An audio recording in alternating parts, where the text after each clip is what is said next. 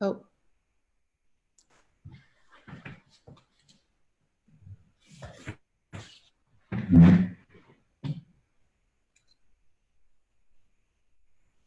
Hi, I'm Vicki Bruce, and I never know when we're actually live on Facebook, but I believe we are live on Facebook. I am the producer and publisher of the Arundel Patriot. We are an all volunteer organization based out of Anne Arundel County, Maryland, but we cover all Maryland for politics, for feature content. We have in-depth interviews. This show is actually called The Deep because we dig in deeply to events and policies and issues that we really believe that matter and don't get enough time on the air because there's the shrinking media in the world today. We are, like I said, we're volunteer, but we need donations to stay alive. There are a lot of expenses. And we would encourage you, if you like our programming and if you watch us, to please become a patron to the Arundel Patriot. Very easy. You click on Shop Now right here on the Facebook page, or you can go to our website at arundelpatriot.com. And for as little as $5 a day, you can brighten up your day with deep thinking. We're having new material all the time. I don't know if you've seen, but we have a new Straight Talk About Racism show that's every Monday or every Sunday at 2 p.m. hosted by a variety of really amazing women. We will see Chris Wilson of the Master Plan. He'll be on this show, The Deep. He'll be interviewed by Adetola Inyahi from Annapolis, and that's going to be amazing. So we need you. We need your sponsorships. And a lot of you have told me for so long, the Arundel Patriot has been such an important part of this community and this region. And for that, please do us a favor, do us a solid, give us your $5 a month and keep us rolling. I'm really happy tonight because I've been following Mckayla Wilkes since she began her run for Congress, because I love when I see young women throwing their hat into the ring. I especially love it in Maryland, where we don't have one single woman in US Congress from Maryland. This is a Democratic state. This is blue, blue, blue. Everybody's talking about what a Democratic state Maryland is. I think it's pathetic that it is 2020 and we have 100% men representing Maryland in the US Congress. So welcome, Mckayla. Thank you for coming. Thank you for having me. So why is it, give us your elevator pitch. Why are you the woman that we need to send to the US Congress? Where are you running, and what is describe a little bit about what your district is, because our districts are so gerrymandered. I don't think anyone knows their district. Yes, so I'm running for Congress to represent Maryland's 5th Congressional District, currently represented by Congressman Steny Hoyer. And I'm running for Congress because for too long, regular people, the working class, has not been represented in the halls of Congress for our district. I have been a survivor, not a victim, but a survivor of our broken political system. I have survived being thrown into the criminal justice system as an adolescent because I was dealing with traumatic stress after losing my aunt in the attacks on September 11th of 2001, being depressed. There were days where I couldn't get out of bed and, just dealing with the grief, and it turned into rebellion. I would, skip school. I was hanging around with the wrong crowd. And, the people in my life, the administration of my school, they knew everything, that was going on with me. They knew that I was suffering from stress and depression. And their response was, well, we understand what you're going through, but you need to stop or you're going to go to juvenile detention. And what happened was for every one day I would miss of school, even if I was late to a class, I could be sentenced to 10 days in a juvenile detention facility. And it was at that time that it had made me understand that our criminal justice system was not one based upon justice, but one based upon incarceration. Becoming an adult, 2014 was a really pivotal moment in my life. It was the same year that I was incarcerated while I was pregnant with my daughter for driving on a suspended license, essentially because I was in traffic debt. I got caught in a very vicious cycle where my license would be suspended over and over again because I could not afford to pay traffic tickets or court fines because I was working minimum wage job to minimum wage job. In that same year, I was suffering from a pulmonary embolism. I had deep vein thrombosis. I had a blood clot in my lung and one behind each knee. I paid a premium every month, just like every other person does that has employer-based insurance. But my health insurance company said they weren't going to pay for the medication that I needed, which cost close to $30,000 for a 30-day supply. And so I got to see how our political system was not centered around people, but it was centered around profit. And it was at that time that I decided that one day I needed to run for Congress so that I could speak truth to power to these issues. And that is why I'm running. I'm running so that we can have affordable housing. I'm running so that we can have a healthcare system and not a health insurance system. I'm running so that we can have a better public education system. And I'm running so that we can have a criminal justice system that is fair and that doesn't criminalize folks for living in poverty, for suffering from substance abuse addiction, or from suffering from mental health issues. But all in all, I'm running so that we can finally have a political system that cares about us instead of the corporate interests. So you said a lot there. I have so many questions, and I'm really happy to talk to you because I follow a lot of people around the country to try to get my pulse of what's going to happen. And I think late in the fall, there was this huge sort of cohesive progressive movement. I think when we first saw all the Democratic presidential candidates, all but one were talking about Medicare for all, and they supported it. And I feel that some of that's fizzled up or fizzled away with Bernie Sanders stepping out of the race. And a lot of those candidates now saying, well, they support something similar, but really not Medicare for all. How do you feel? What's been happening, I guess, since Bernie Sanders left to the progressive movement? I think the progressive movement has become more empowered since Bernie Sanders has left the presidential election, because we realize that we have to fight on all levels of government. And while we respect Bernie Sanders and we appreciate him so much for changing the narrative in DC, for changing the narrative across the entire country, but Bernie Sanders set the precedent for us to be able to speak about these issues, for us to make Medicare for all a main conversation and not just a what if conversation. And so I know my team and I have been fired up to continue the fight. And actually, since Bernie Sanders has dropped out of the race, our campaign has had a surge in fundraising. We've had a surge in volunteers. People are really amped up to make change. So change, I'm not sure exactly when Steny Hoyer started in Congress, but were you born?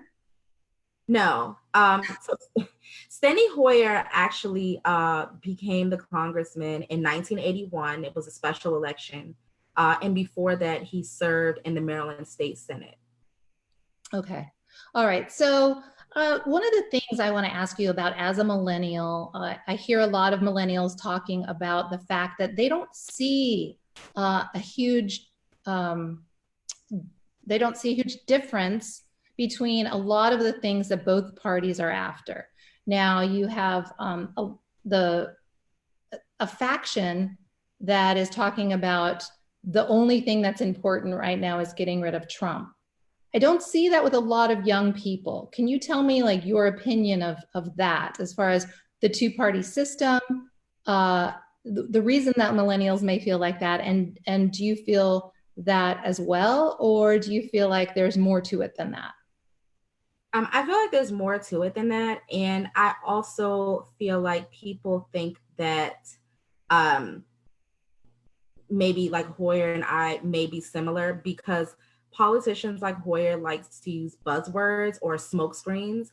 And so, you know, when you hear the established politicians, or mainly the corporate politicians, they use buzzwords like access to healthcare, or, oh, you know, I have supported, like Hoyer likes to say, I've supported every piece of legislation that has came for climate change, or he supported every single bill, which when he says that, it technically is true, but he hasn't supported a Green New Deal, which isn't a bill, it's a resolution.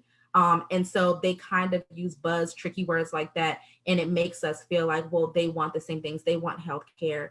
They care about housing. They care about climate change. When in fact, they are just using those buzzwords that are creating smoke screens that makes us think that they actually, you know, care about the issues as deeply as we do in the community.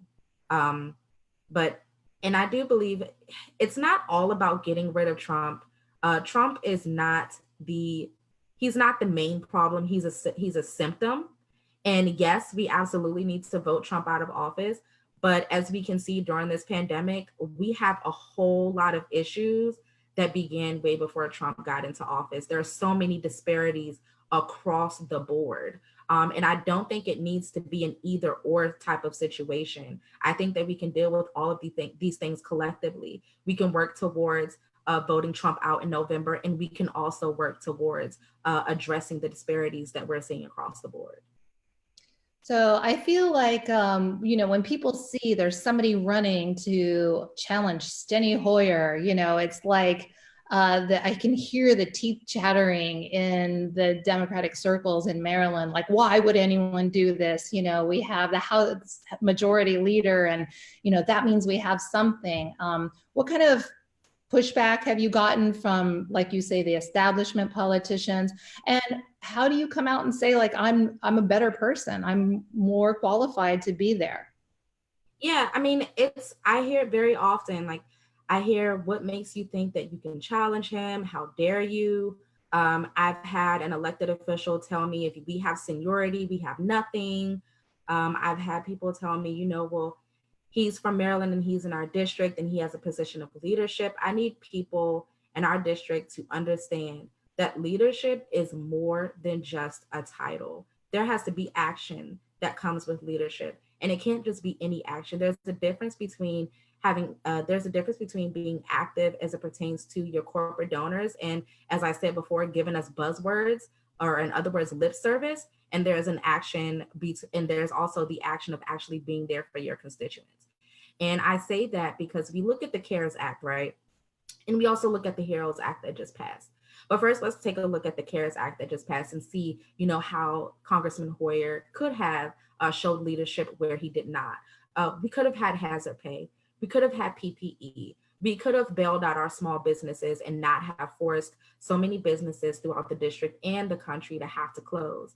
But instead, what we got was a one-time means tested $1,200 that some people still haven't even gotten. We have people making masks out of their homes and donating them to hospitals because that wasn't included in the CARES Act. We have people going without health insurance that they lost because they lost their jobs. That wasn't included in the CARES Act. And we also have people that are homeless and don't have the resources that they need, which also wasn't included in the CARES Act. What we did get in the CARES Act was small businesses closing and big businesses getting $1 million in bailout money again. And, you know, we look at the HEROES Act, where they want to pass another one-time $1,200 payment. And although I am glad that they did include PPE and hazard pay, but I think that we need to focus on a one-time payment of $1,200 is not enough. We need monthly payments until this pandemic is over. We also need to take a look into how much PPE that we're giving to essential workers, and also how much pay are the essential workers are going to receive. We're fighting for a 75% bonus on top of what essential workers are already making. And also, one of the main things that sticks out to me about the HEROES Act is that it's pushing to expand COBRA instead of expanding Medicare, which would cost the government virtually nothing, to give everyone Medicare that's lost their insurance due to the pandemic. And what I want to explain to folks that are watching is that by expanding COBRA, they have to fund these private insurance companies. So it's basically giving them a check by fully funding COBRA. And in addition to the government giving them federal funds, folks still have to pay out of pocket for healthcare. And so you're forced to use your stimulus check or your unemployment insurance or whatever money you're making from your essential position to put towards healthcare. And so it's just another example of how he could have used his leadership to better help people in the district. Not only that, in the CARES Act, Southern Maryland got $0 in relief funding for COVID. And the way I want to explain that is municipalities got nothing. But what they did was certain hospitals and nursing homes, etc., they got funding, but the municipalities got nothing in St. Mary's, Calvert, or Charles County, which I think is, yes, absolutely nothing, which is just a travesty within itself. But I think that's something that we need to look into, that we could have used his leadership on that. Another big thing is we're in Southern Maryland. We are home of the Chesapeake Bay. Climate change is important to us. And Hoyer endorsed bailing out the oil industry by endorsing to give them a fat check. When he wanted to, he's pushing to fund the Strategic Petroleum Reserve, which has been said to have a surplus of oil. And so by him endorsing to give them more money, it's just a silver lining on their pockets. And that's the example of using your leadership to help corporations versus then helping people in our district. So we'd like to invite Steny Hoyer to come on this show and to explain why the oil companies need bailouts, as far as a lot of other companies too, I'm sure. A lot of Wall Street bailouts again. When you try to debate Hoyer, I know it's been quite a few times, I follow you on Twitter. What is the response from his team? Do they pay attention to you? Are you just an irritant in an easy street back to Washington for him? What kind of vibe are you getting? There was a period during the campaign where I called his campaign office every single day asking to get on his schedule. And I was consistently told, we'll have to get back with you. We don't know when we're going to be able to get back with you. We would send emails, they would go unanswered. And finally, Hoyer had a teletown hall a few months ago, and a constituent was able to get through, and they asked Congressman Hoyer if he would debate us. And his answer was he didn't need to debate us because people could run into him in the grocery store and ask him questions when they saw him grocery shopping. Okay, so if you've been out there grocery shopping at Whole Foods and seen Mr. Congressman Hoyer, maybe you want to comment here and tell us what he had to say, since we haven't talked to him. But let's go on a little bit here. I moved to Annapolis 20 some years ago, and from California, and I was struck by the segregation that I see in this area, the racism that I see in this area. Not that it's not everywhere. However, I think it's pretty strong in Maryland. What kind of, I also feel like, the Democratic Party tries to be the party that doesn't see race, the big tent. What has been your experience as a Black woman running as a Democrat against an older white gentleman who's been in Congress for a long time, a young woman? What kind of, it can't be easy. Yeah, it hasn't been easy at all. I've had comments made towards me because of my criminal record, because as I've said earlier, I was caught in a vicious cycle because of traffic debt. People would question me because of that. I've had, quite a few racial slurs thrown at me as I've ran. I've even had a few people who identify their party affiliation is Democrat. And I've been told, well, I don't feel like you'll fight for me. I feel like you'll only fight for Black people, and I won't be represented. It's definitely been a journey. I have heard of racism before. I've had slight encounters with it before, but I will say running for Congress, it has definitely been 100 times more intensified. Being in the spotlight, I guess, is the reason for that. But it's not been a good experience. Now, you're a mom, and I assume that your daughter is home with you and on cyber school, like most every kid. So what, when you're running and you're running as a mom, and are you a single mom as well, or are you in partnership? No, I'm engaged now. Okay, congratulations. Thank you. That what are your, when I think, and I start caring about politics, you care so much more, and when you think about, what kind of future are we leaving for our children? Talk a little bit more about the Green New Deal, because I know it's not just an environmental plan, and it's a lot more about kind of having jobs. I know my teenager worries about having a job, having healthcare, having student debt, being able to afford college. What does the Green New Deal, what are your plans that are different from Hoyer's? How can they help the future generations? Yeah, so the biggest thing is that it's going to make our world a more habitable one for our children and future generations. And we are already seeing the effects of climate change. Remember last summer when we had like parking lots that were basically like swimming pools? Parts of DC were under the water. And so it's only going to get worse. And it's only a miracle that we haven't been wiped out by like a hurricane or any other type of natural disaster here in Maryland. But it's going to ensure that we are resilient against climate change, and then also that we can mitigate the effects of it when it happens.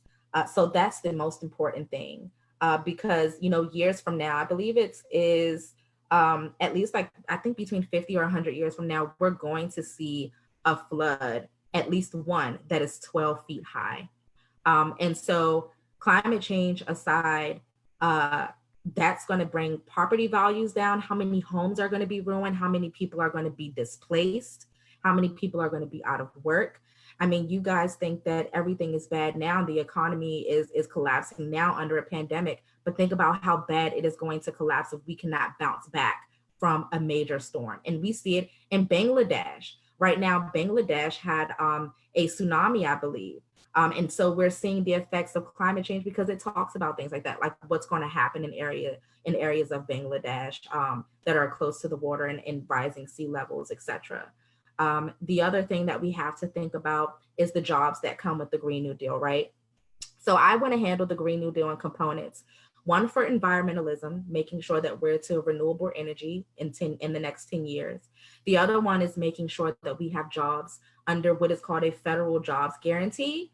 And what that means is that everyone will not receive, like government jobs like a federal job, but what it means is that the federal government will work with the local governments and see what jobs are available. And it will allow people to have jobs within the communities that they live in that are livable jobs with livable wages, but also jobs that you are able to unionize in, unionizing is very important because it allows workers to collective bargain with their employers for higher pay, working conditions, and other things.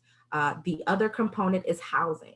So I want to tie a Green New Deal with affordable housing. So we have a plan to invest federal funds into public social housing units throughout the entire country, 12 million public social housing units. And we're going to give local counties and municipalities federal incentives to lift zoning restrictions, because one of the main issues why we don't have much affordable housing is because of that not in my backyard mentality. But if we can give those local areas federal incentives to lift those zoning restrictions, then we can build those units. But the units that we are going to build are going to be green efficient buildings. They're going to be buildings that are ran off of renewable energy, because we want to start that infrastructure now. And that's how I want to handle it. Also, public transportation. We're going to overhaul the public transportation system, which is really important for our district, especially in Southern Maryland, where we have virtually no public transportation except for, like the county buses, like in Charles County, we have Van Gogh.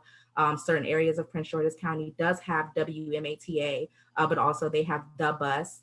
And so we want to make the public transportation that we have more efficient and ran off renewable energy like electricity, but we also want to invest in other means of public transportation. For one, to cut the commute, because before I quit my job to run for Congress, I was spending at least 90 minutes to get to work and 90 minutes to get back home from work. And so it's going to, one, cut our commute time down. And then for two, it's going to cut our carbon footprint down, which is also going to help us environmentally as well. So you said a lot of we're going to do this and we're going to do that. Some people would say, no, we need the establishment to stay in because then that's the only way people are going to get done. You have pipe dreams, Mckayla, you sound like AOC. How's it going to work? How many of the Mckaylas and the AOCs and the people that are pushing for the Green New Deal need to be in Congress before we can get Medicare for all and all of these things that, you know, the old timers want to sit back and say, we can never do that. There's not enough money. Like, what do we do? I'm one of the old timers, so, you know, don't at me. Well, I think that it's important to realize whenever I hear folks say, well, we don't have money, that's never going to happen. Everything that I've just listed that I said that can happen and will happen should more progressives get elected into office. The only reason why it hasn't happened yet is because it's a policy decision. The only reason why we haven't expanded public transportation in our district is a policy choice.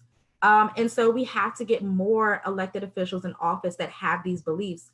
Moreover, we need to get rid of the corporate money that's being put into our politics. Because it's not so much as it's a pipe dream, we can't afford it, it'll never happen. It's we have Exelon Energy putting money into our congressman's pocket. And so, you know, they're not going to vote for anything that's going to hurt Exelon Energy. And then we have the developers and the back pockets of politicians. And so we're never going to get, you know, like affordable housing or be able to lift zoning restrictions or et cetera. And so I think the first thing we need to do is change the tax code, make sure that the wealthy have to pay their taxes. The second thing we need to do is to get rid of super PACs, stop allowing the corporations to buy our politicians. And we also need to put a cap on how much lobbyists or how much, you know, if the super PACs are going to be around, how much they're able to contribute to a campaign, because it just makes it that much harder to have that corporate money in our political system to pass anything. And the good thing that comes with reforming campaign finance reform and not allowing corporations to dump money into politics is that we won't have so many corporate politicians running for office because they don't have that incentive to get rich off of their seats. We have a question from the comments, Mckayla. Madison is asking, how will the Green New Deal just transition help Maryland District 5 residents? Favorite question. So it's going to help the residents in our district because, for one, when we overhaul the public transportation system, that is going to be so many jobs. I mean, just by adding a light rail in Southern Maryland that connects to Prince George's, think of how many jobs that is going to create, along with the federal jobs guarantee. And when we change the way that we produce our energy, and we move over to renewable energy, we're going to need those same workers to run that same new form of energy. And so we're going to transition those workers over to clean jobs. And fun fact and a good fact is that the Green New Deal actually creates 20 million jobs across the entire country. And in a sense, it'll pay for itself because that's so many jobs that people will have. And it comes with on-the-job training. And so folks will be able to get training to be able to learn these new skills. And then, you know, they might learn skills on that job. And maybe years later on, they might want to go to another job, but they'll have these skills in their back pocket from the clean jobs that they transferred over to. So One thing that I think is Democrats have been silent on, we used to be the anti-war party. I remember being at anti-war marches for the last 20 years. And every year, the Democrats and Republicans get together and they pass a more and more expensive military budget. At the same time, we stay through administrations that are both Democrat and Republican in wars, in foreign wars that we keep saying that we're going to get out of. What is your foreign policy stance on Trump's military budget? Why Congressman Hoyer is passing that along with a lot of other Democrats, and why does that keep happening? And what do the new progressive Green New Deal type of Democrats, what's their take? Because I don't hear a lot of that talked about these days. Yeah, so my stance on foreign policy is that we need to have an anti-imperialist foreign policy of peace and cooperation. Which means I don't think that we should be invading and bombing other countries. And let's face it, other brown countries, because that's what's happening. In response to the military budget, we just passed the highest defense budget in history. And so that's another reason I support cutting at least $200 billion in wasteful defense spending. And the reason Hoyer and other politicians support this budget each year, as I said before, follow the money. These politicians that support this budget every single year, they have Raytheon in their pockets, they have Boeing in their pockets, along with other defense contractors who contribute money to these campaigns.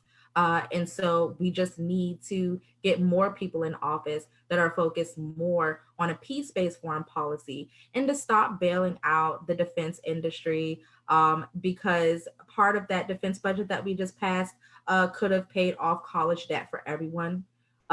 We could have paid for Medicare for all. We could have done so many things if we had not passed that very expensive budget where we once again bailed out the defense industry, and then we turned around and produced a magical $2 trillion more dollars after passing the highest budget in history.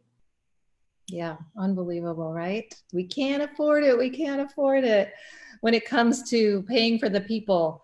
So another thing that was not good before Trump and is still not good is our high school to prison pipeline, cradle to prison pipeline for a lot of people.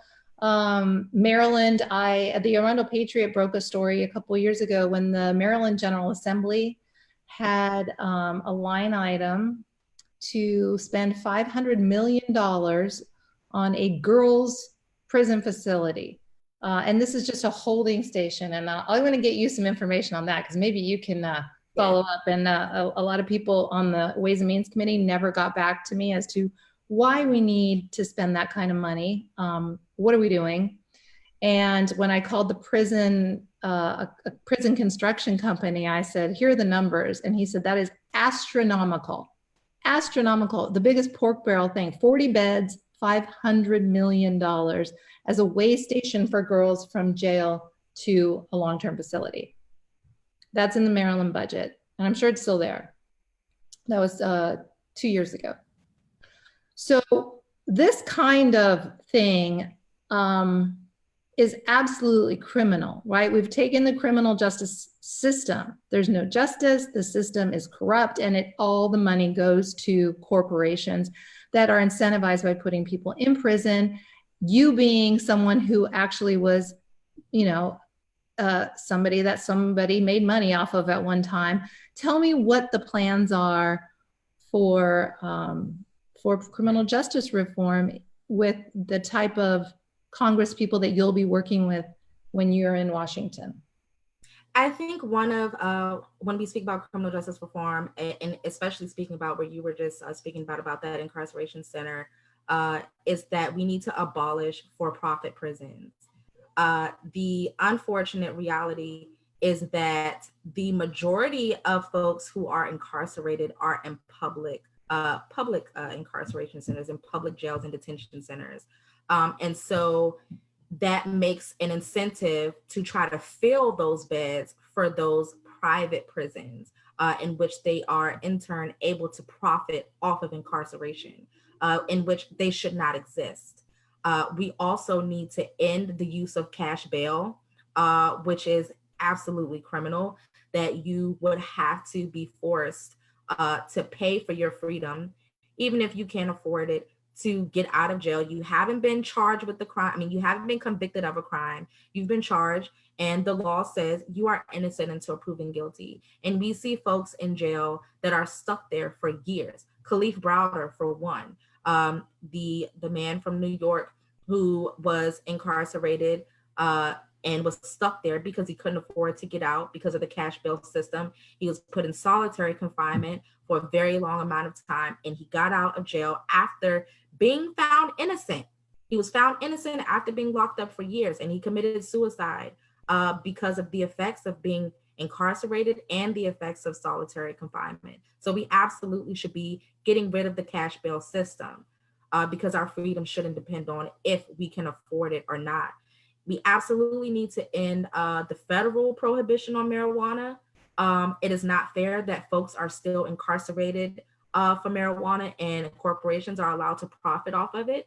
And we have politicians that, you know, are running for president who joke about, yeah, oh, hey, I smoked weed in college, ha ha ha. And it's like, wow, people are still locked up for that. You are like a whole senator, and you were, you locked people up for that before. We see these kinds of things going on.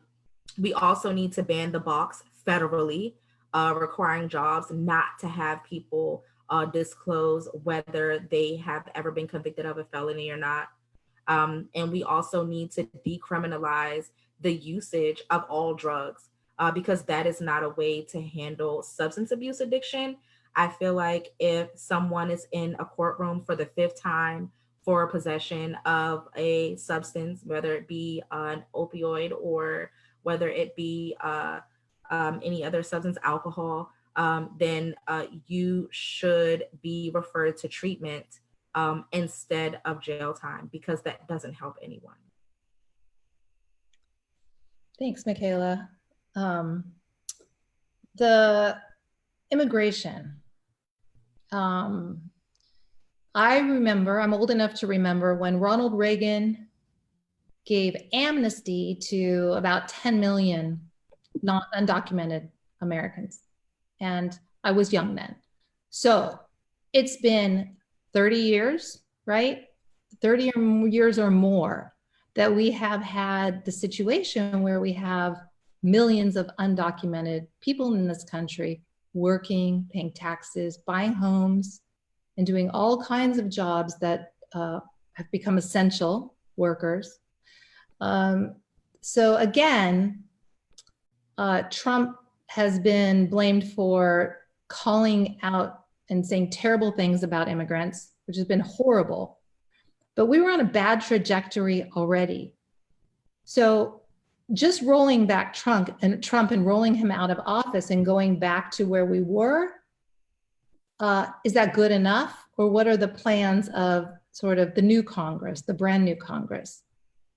Yeah, I don't think that is enough. I think that we need a more clear pathway to citizenship for immigrants that are already undocumented here in the country, as well as others who want to come over to the country under protected status. We need legislation to expand acceptable justifications for seeking asylum to include gang and gun violence. We also need to abolish ICE. ICE is not a necessary entity. It was created, I believe, like in the late 90s or the early 2000s. And it's just a way to criminalize being an immigrant. It's cruel.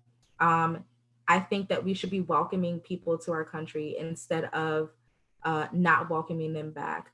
And I've also noticed, I know earlier we spoke about racism, and under the Trump administration, we see he says a lot of things about mainly Latinx immigrants when statistics show us that the majority of people that are here undocumented are, white Europeans who overstayed their visas. But yet the focus is on we need to put a wall at the border. And so I think these things are things that need to be addressed and spoken out publicly in Congress. I know that there's a Supreme Court hearing coming up on DACA. What would you do with the DACA recipients? I think that we need to maintain the system that we have with the DACA recipients. I think that they should be allowed to stay here in the country. I think that it is just unconscionable what Trump is trying to do. But as I said, Trump is only a symptom of what is wrong with this country. And this is why we need more progressives in office that are going to fight these symptoms and that are going to find a cure to these symptoms and protect our most vulnerable. And that's what being a progressive is all about, is protecting the most vulnerable in our communities. We have another question.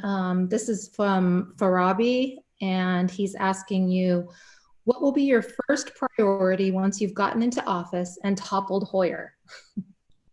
Sounds like a fan. Yeah. My first priority once I enter Congress will definitely be tackling campaign finance reform. I want to make sure that we have Medicare for all. I want to make sure that we have a Green New Deal. I want to make sure that we can have affordable housing as a right. But number one, I want to make sure that these industries that are able to pay the politicians off so that they vote against progressive policy are no longer allowed to do that, because it just makes it that much harder when we're trying to pass legislation. And we can see that right now with trying to pass the CARES Act and the HEROES Act. No one wants to upset their donors. And so they can't help us the way that we need to be helped, because we have this big money in politics. It's an election year. They need that money. Half of them have primaries. Half of them not half of them, but all of them will have to go through the general. And so everyone's just worried about getting reelected and getting the money that they need. So if we can get that money out of our politics, I think that we can follow up with some really good progressive legislation and hopefully get those corporate politicians out that are looking forward to those corporate donors. What's been the hardest part of this journey for you?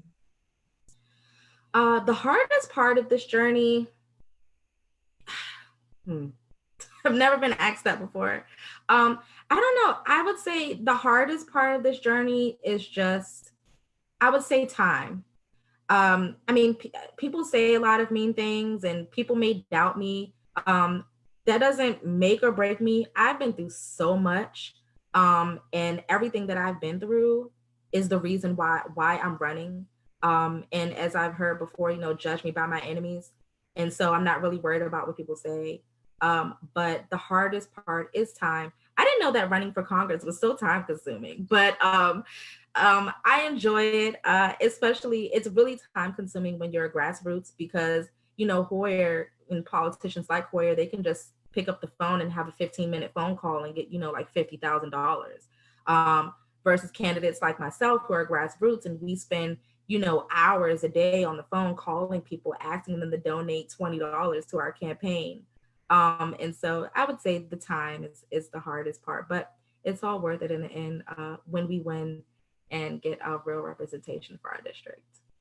So I see you're not alone. You're talking about we, and I see a lot of pictures of you on Twitter and a lot of events, and you're doing a lot of stuff. How did that coalesce? I mean, how does one, if there's any young Mckaylas out there in their early 20s, wondering how they're going to bust into the system, how did you do it? Because really, I thought when I first saw you, oh, that's nice. Look at her running against Hoyer.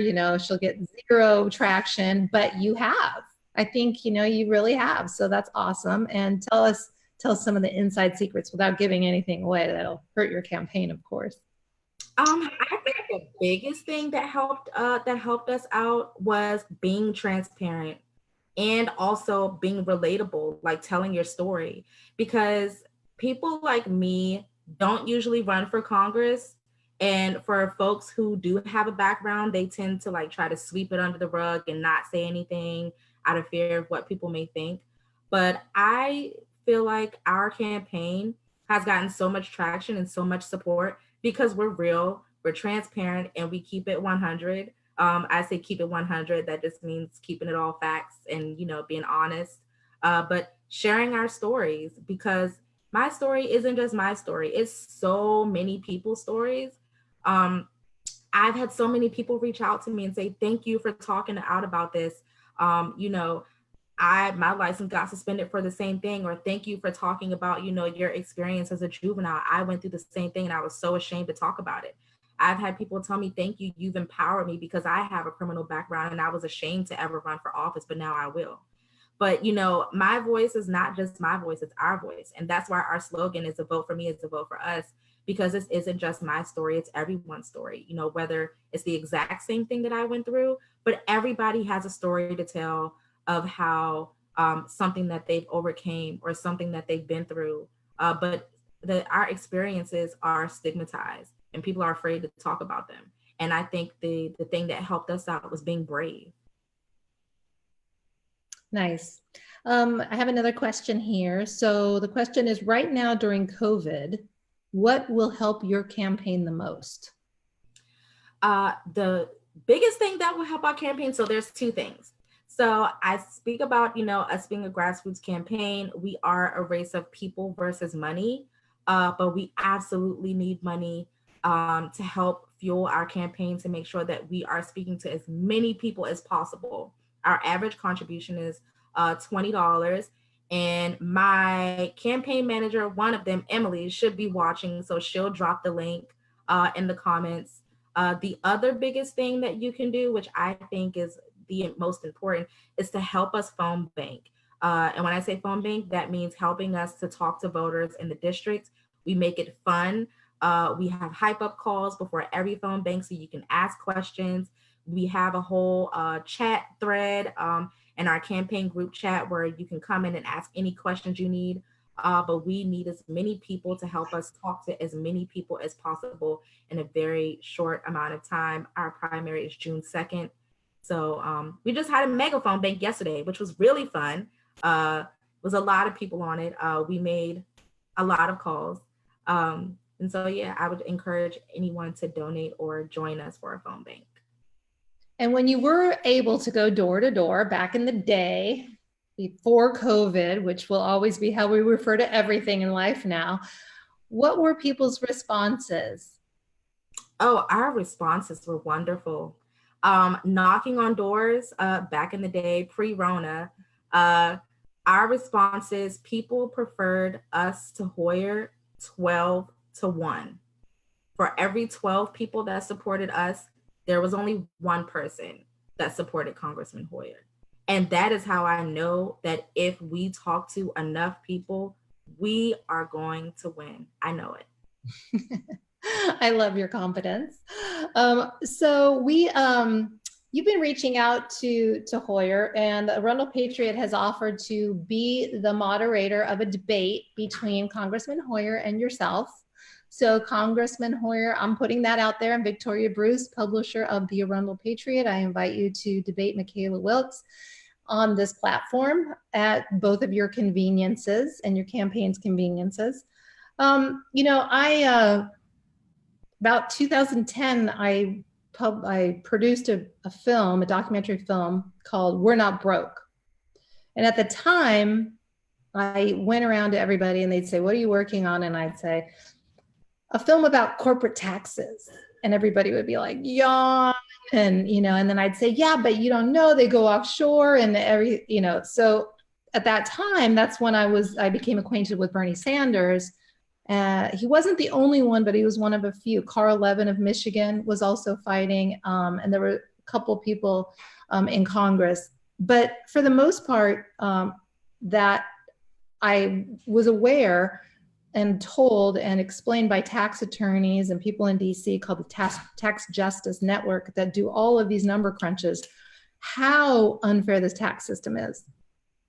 So unfair that it has people like you and me complaining and fighting and scrambling to pay for what we need and saying that, oh, maybe the teachers don't deserve more. There's not enough money in the budget. We can't have Medicare for all.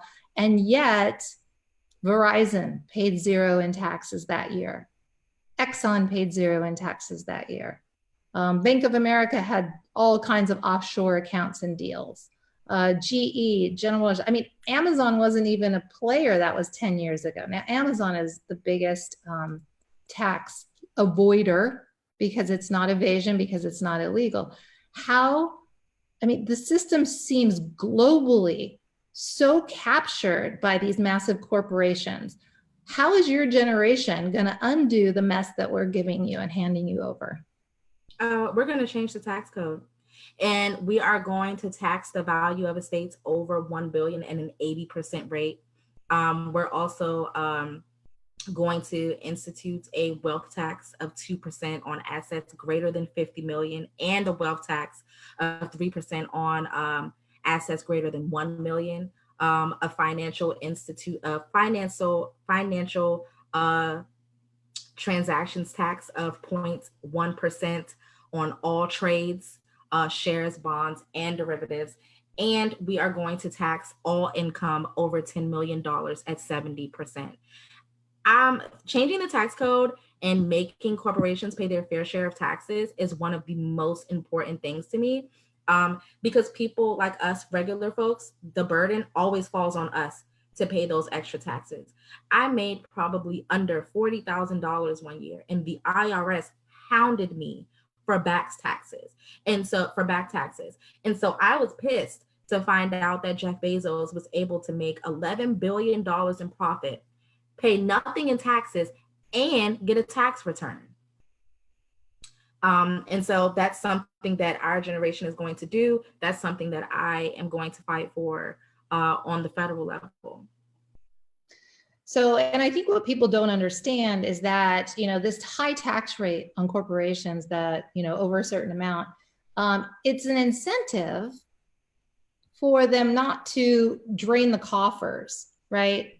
Everything post free market, everything and globalization, you know, companies would take their money, their earnings, and they would put it back into the company, into their employees, retirement accounts and whatnot. So I think we've just been customized now to the evisceration of companies to where everything is about the bottom line. And I think that we're going to have to leave it to your generation.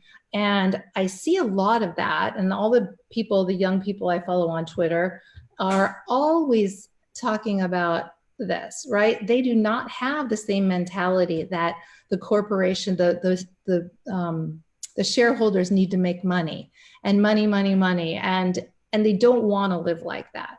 Is that what you're seeing? And is that why you see so many people motivated to come out for you?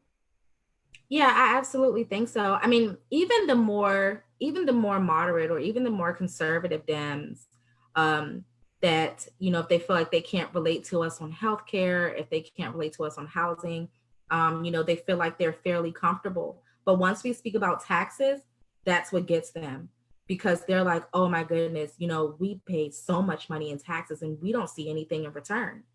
And I want people to realize that these corporations are not going to be hurt by these taxes. I mean, Bill Gates can buy the whole NFL and still be a billionaire. I mean, that's how rich they are. I mean, Jeff Bezos is on track to being the first trillionaire ever. And so they can be taxed fairly. They won't be hurt. And we need to, you know, get rid of this whole trickle down economic effect. The world is not going to trickle down. But that's why we need to change the tax code and enact other progressive policies so that we can finally have the power trickle up the way that it should be. But yeah, that's the response that I've been seeing. You can always relate to anyone on taxes because people do not like that we have the burden to fall on us to pay more taxes. Right. And I think a lot of people that are in even the 100, 200 doctors, lawyers are really the people that all of the, you know, so much of our tax, you know, burden rests on their shoulders. And it's completely not fair when you look at somebody like Bezos or corporations. And so, yeah, that's a huge problem. When Alexandria Ocasio-Cortez got into office, like her first week, she does these Instagram stories. If you don't follow her, you should follow her because she goes live on Instagram. And she started talking about the pressure that she was under immediately as she landed in Washington to get in line, basically, right? So, get in line and listen to the lobbyists that were going to tell you how Washington, D.C. is run and how Congress is run. How would you prepare to not let that get to you? I've been prepared for that my whole life. I'm just, with everything that I've gone through, I've never been it's just not my personality to cave under pressure. And I'm not going into Congress wanting to fight with the Democratic leadership. I'm not going into Congress wanting to be rebellious. I'm going into Congress to take care of the people in my district. I'm going into Congress to just be a representative of the folks that voted for me and even the folks that didn't vote for me. So it is not my job to make anyone happy. It is not my job to conform with anything. It is only my job to make sure that the people in my district's interests are put first. And so they can throw whatever they want towards my way, but I'm not going to do anything that is going to hurt the people in my district. And I don't care how hard they push. I'll do it respectfully, but I'm not going to care how hard they push. It's just not, it's not in me. I've been through too much for me to join Congress and become a part of the problem. It will never happen. On that note, give me your final thoughts, Mckayla. My final thoughts are, for one, thank you for having me on. I really enjoyed speaking with you. But my final thoughts are, we have a couple days left before this primary is up. And I would, encourage everyone to vote for change. We always sit around and, if things happen and we say, oh, this will never change. And we have so many complaints, but we are afraid to vote for change. I think that now is the most important time to vote for change, especially during this pandemic, especially seeing how this pandemic is highlighting the disparities across the board as it pertains to healthcare, housing, criminal justice reform, food disparities, and so much. I think that now is the time to vote for change. Nothing will change if we don't vote for it. We can't continue to vote for the same thing over and over and over and over again and be surprised when things stay the same. And I would just encourage folks to trust me. Check into my platform. I'm accessible. My Facebook is on here. Write me on Facebook. Send me an email at info@mckayla.com. I'm willing to answer any questions that anyone may have, because my only interest is making sure that no one feels like how I felt for a very long time. Thank you, Mckayla. I feel very fortunate to have an hour with you. I know you're super busy, but this is the deep, and we like to go in depth. And I really appreciate your very in-depth answers. I think all of the things you covered are extremely important. And the U.S. Is at a turning point. I think we all can see that. Like I said, this is the deep. Our next deep dive will be on Monday with Chris Wilson, who's an author, an activist, formerly incarcerated, and criminal justice reform advocate. He will be here talking about his book, The Master Plan. He's also a super motivational speaker and very famous guy now out in Baltimore. So we're really lucky to get him too. We are all volunteer organization. We have so many good people that are going to bring you all kinds of content. We need you to subscribe to cover our expenses. That's at patreon.com/Arundel Patriot, or you can go to our website, which is arundelpatriot.org, and there's a link, and you can read all our great content, and you can see all our stuff on Facebook live and Facebook, and press the shop button, and please become a patron. I'm asking you because this organization, we almost folded at one time because it becomes so hard to scrounge together the finances and to take time off to do what we do. So it's really important. I brought you Mckayla here, and hopefully I'll bring you the Hoyer-Mckayla debate here, or, Hoyer's welcome to come on as well. And anything you'd like to hear, we'd love to hear from our viewers. Who would you like to see us interview? And this is not my show, this is a community show. So would you like to interview someone? Okay, so if you have someone you want to come on and you want to do an episode, hit me up. And we're at 8:00. And that was an awesome hour. I appreciate you so much, Mckayla. Thank you. Thank you, Vicki. Take care. You too.